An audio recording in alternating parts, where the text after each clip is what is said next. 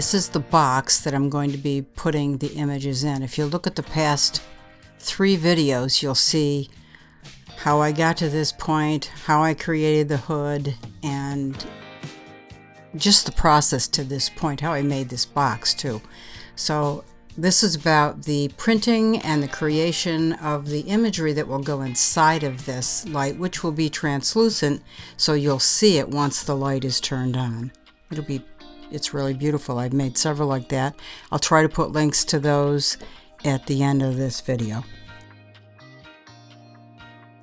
So as promised, I am going to tell you about this image. It was color that I converted into black and white, and then I resized it so it would be more of a vertical. Well, after I got that vertical done, what I ended up doing was cutting that into 4 pieces. These are the quadrants right here. But the printing process is a little bit different. In fact, I have a 24-inch wide printer, and I am going to attempt to print these things using this translucent paper. These pieces are about 37 inches high by 13 inches wide, and that will encompass the interior part of that lamp box. So once assembled, if you were to spin the box around, you would have a continuous image.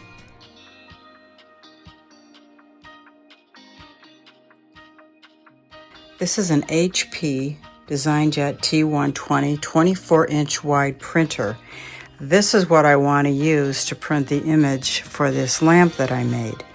It's a great printer. HP is kind of rotten in terms of service and all that stuff, but it's relatively inexpensive in comparison to Canon or Epson and other wide format printers like that. But this is the paper I'm going to use. It's on a roll. I don't know if you can tell, but it is translucent. You can kind of sort of see my fingers there behind it. But it's translucent. So it allows light to go through, but it also receives an image. So it's on a roll, and I'm hoping to get this thing fixed. I had to get, it's off right now, but I had to get a new print head. And, you know, they're not cheap. So, and I'm trying to figure out a way to save my print heads so they don't die randomly. I mean, they just don't last long, and they get all gummed up. And even though you try to clean them, I've done everything that I've read on the internet. If anybody has any ideas on cleaning print heads, I'd love to hear it, because I've not been able to figure it out. And print head is, well, it's over there underneath that side because it's shut down. But I've tried everything and no luck. So I bought a new print head, I bought all new inks, and I'm hoping that when I put the new print head in here, it will run okay, and I'll be able to print these images on this. If not, I have a 13-inch wide printer that's a Canon, and I could try it on that. But I'd like to use this. I've had great results with this, so I really want to use this. So I've got a roll on this thing. It's 24 inches wide, and I had to replace the print head. And I got a print head, but I figured out how to fix the one I had in here. I just soaked it for days. You can see that's going through the slot down here, and it will pop out here in a minute. Here it's starting. This is about 13 and a half inches wide by, I think it's about 36, maybe 38 inches long. Might have to cut a little bit off the image. That's not a problem. I'd rather have more than not enough. So this is working.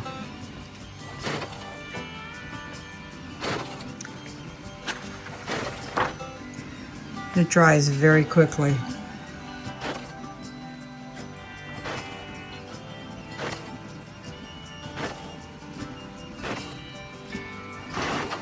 It's an HP 120 T120 plotter, DesignJet.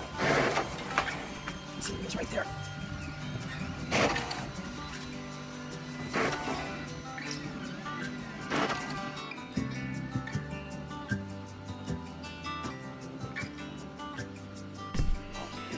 So it's a little crowded where I'm working, but I think you'll get the idea what's going on here. So I have to measure the inside of these marks, and the image will go down first before I put the cord in. But I think because this is fatter than this, I don't know if you can see that. See over here. This is about 1/4 of an inch, and this is about a full inch. So I will put that one down first. Now if I got to remember to reverse this thing. So if I start over here, this is 6 7/8. Okay. So I'm going to cut it on the middle part. So this is the left side, that's the right side. So I'm going to cut it here. Well, you know, I'm going to make sure I got enough width, because if I don't, I have to add a little over here. Let me check that out again. So this panel is going to be cut to about 6 7/8 or 7 3/4, and then the remainder will go on the other side. That's about 6 1/4. So this measures 13 1/2, so I have enough space. But I'm going to cut this close to the edge. And I printed this, I don't know if you can tell, it's borderless. But the printer automatically adds a 1/2 inch on the top. Nothing on the bottom. So you have to, if you're going to do this, consider your printer's limitations. You might need to get a new driver, you know, something that manages the print output. Okay. Now what I have to do is measure from this side over that 6 7/8. So I decided to make it 6 3/4. I've done this before too close, and it's pain in the rear end, so I won't do that. So I'm doing this on the back side. Alright, that isn't working. Okay, 6 3/4.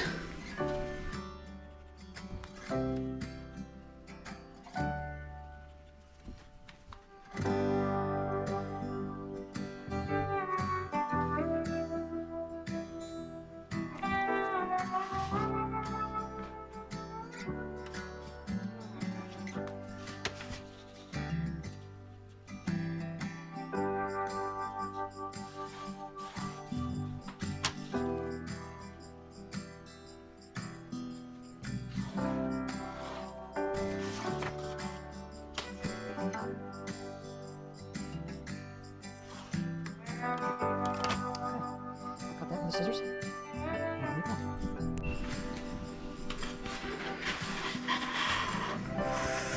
One thing I forgot to do is measure the height.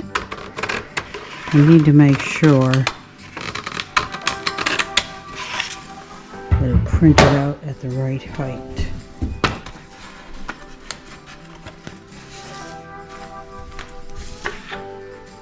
Yep.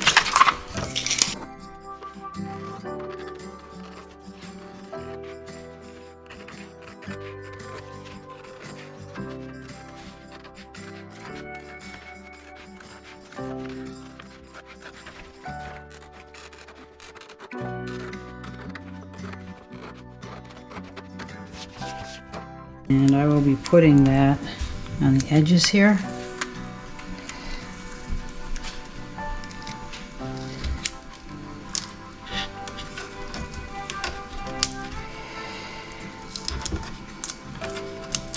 It's permanent double-sided tape, and I've used this for almost all the soji doors and mirrors, and not mirrors, but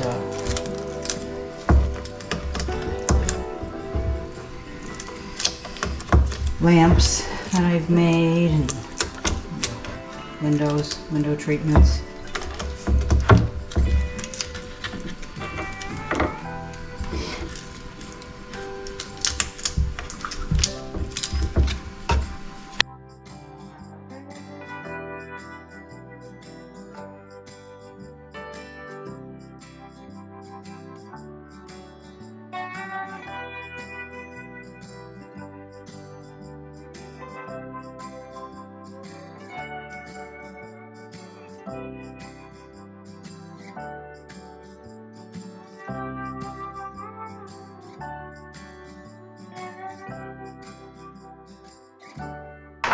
Top,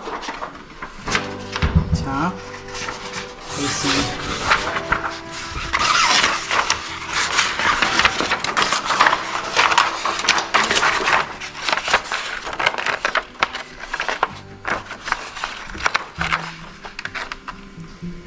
Just put it up there and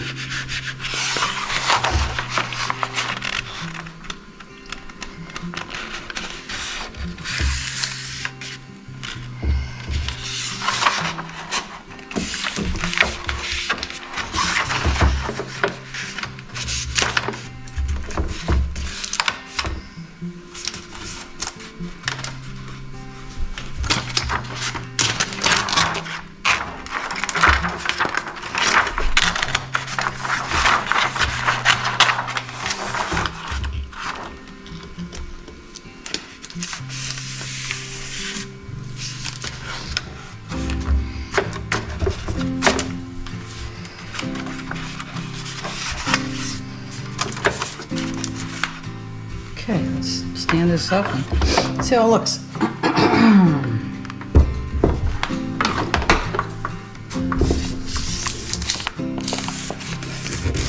It's okay.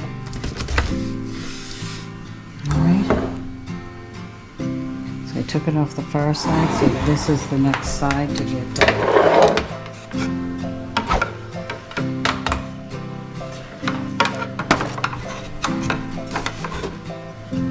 And once I get this side in, from here to here, I'll run this cable cord down here so it's attached to the bottom. Because when I turn on the light, I want both lights, the one at the top and the one at the bottom, to go on at the same time. So let's measure this. This is 6 1/4, 6 1/4, 6 1/4. Okay.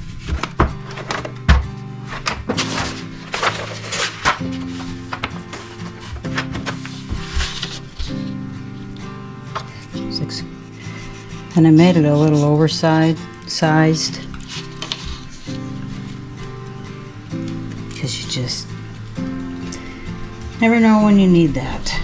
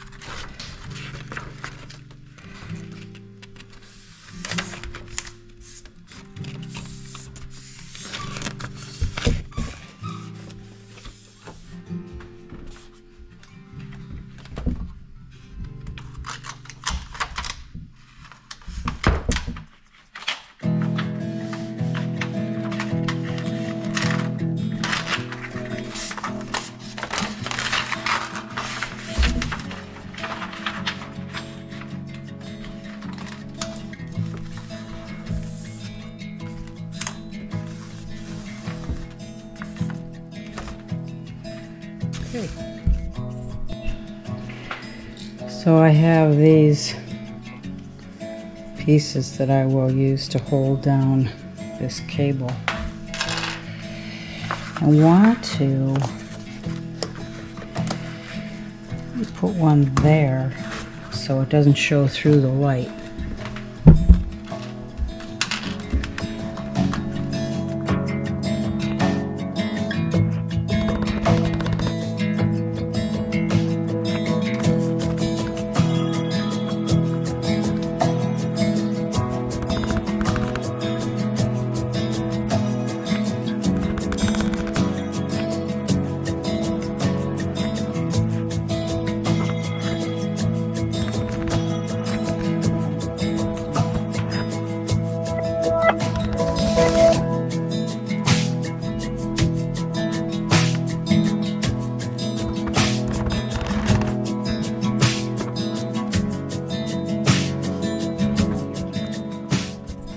There you can see the image,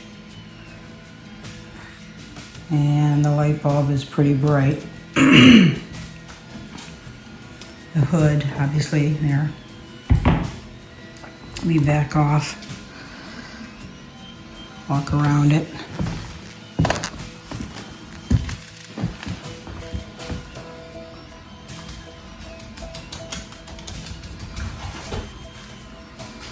Looks pretty cool. It's a little hot at the bottom and the top, but that's understandable. That's where the lights are. Okay, so then that switch right here, this is an inline switch. Turns it on, off. It looks good. And as promised, here are some other lamps that I have made in the past, stone lamps as well as wooden lamps. But if you want to see everything that I made lamp-wise and with these Soji screens, you can go to mhstudios.com and check it out. I believe I put a link in the description below. Anyway, thank you so much for watching, and I hope you enjoyed this series. It was a little bit longer than I anticipated in the beginning, but it seems they all turn out that way. Anyway, I'm so grateful for your time and watching, liking, and subscribing. Thank you. See you next week.